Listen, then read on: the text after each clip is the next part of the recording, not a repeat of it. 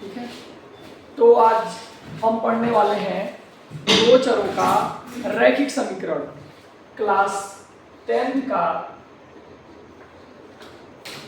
Math. अब सबसे पहले जो हमारे मन में सवाल आता है वो है दो चरों का रैखिक समीकरण किसे कहते हैं। दो चर, हम लोग पहले चैप्टर में चर के बारे में पूरी तरह से पढ़ चुके हैं। इसमें ये होगा कि दो चर जैसे x, y या यहाँ कुछ भी हो, दो अज्ञात राशियाँ p या q, उनका रैखिक मतलब एक घात जिसमें क्या हो, पावर 1 हो, इसके समीकरण के बारे में पढ़ेंगे। तो जिस समीकरण में दो चर x तथा y हो और दोनों की घात क्या हो, एक हो, उसे हम दो चरों का रैखिक समीकरण कहते हैं। अब रैखिक समीकरण के बारे में, यदि दो चरों वाली रैखिक समीकरण हमें वास्तव में जीवन की उन सभी समस्याओं का ये क्या करेगा, समाधान करने में सहायता करेगा, जिसमें दो अज्ञात राशियों का सही मान निकालने की क्या हो, आवश्यकता हो। जैसे खरीदारी में आयु संबंधित प्रश्न, दूरी, समय और गति, व्यापार, हानि, लाभ इत्यादि। इसलिए यह अध्याय सिर्फ केवल परीक्षा के लिए ही नहीं बल्कि दैनिक जीवन में भी निर्णय लेने के लिए क्या होगा, अत्यंत महत्वपूर्ण होगा। अब हम इसका जो सामान्य रूप है, दो घात और रैखिक समीकरण का जो सामान्य रूप है वो है ax plus by plus c बराबर 0। इससे पहले जो हम बहुपद पढ़े हैं इसमें थोड़ा सा अंतर है बहुपद और दो चरों का रैखिक समीकरण में। 4x² प्लस 2x प्लस 4, ये क्या है, ये बहुपद है, ये रैखिक समीकरण नहीं होगा, क्योंकि जब तक इसके आगे कोई बराबर का चिन्ह नहीं लेगा तब तक वो क्या रहेगा, बहुपद रहेगा।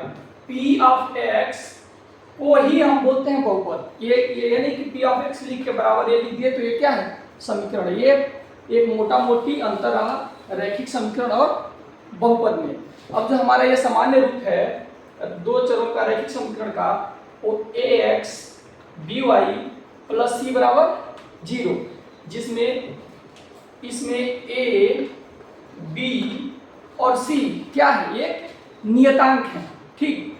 जहां a और b दोनों एक साथ शून्य नहीं हो सकते, जहां a, b और c क्या है, नियतांक है, जहां a और b दोनों एक साथ क्या हो सकते हैं, शून्य नहीं हो सकते।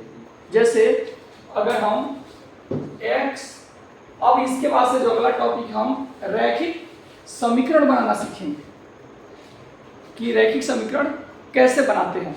अब हम यहाँ देखें तो ये बोला जाए कि दो संख्याओं का योग क्या है, 18 है। तो हम क्या करेंगे, माना वे दो संख्याएं क्या हैं, x व y है, ठीक। अब x और y का वैल्यू क्या है, प्लस दो संख्याओं का योग क्या है, 17 है। तो x पहली संख्या है, प्लस है, तो यहाँ क्या लिख देंगे, प्लस, और दूसरी संख्या क्या है, y हमने माना था, और इसका क्या है, यह है 17। यह है हमारा रैखिक समीकरण। अगर दूसरा उदाहरण देखें तो ये बोले कि दो संख्याओं का गुणनफल क्या है, 20 है। तो दो संख्या, तो हम सबसे पहले मान लेंगे वो दो संख्या क्या है, x या y, कुछ भी मान सकते हैं, ठीक। और प्रश्नानुसार x गुणे y बराबर 20। यह समझ में आया, रैखिक समीकरण बनाना समझ में आया। सबसे पहले चर को मानेंगे, फिर जो प्रश्न दिया है उसके अनुसार हम क्या करेंगे, मानेंगे। ये हो गया। अब इसके हम हल करने की विधियां के बारे में पढ़ते हैं। ये देखो कैसे आ रहा है।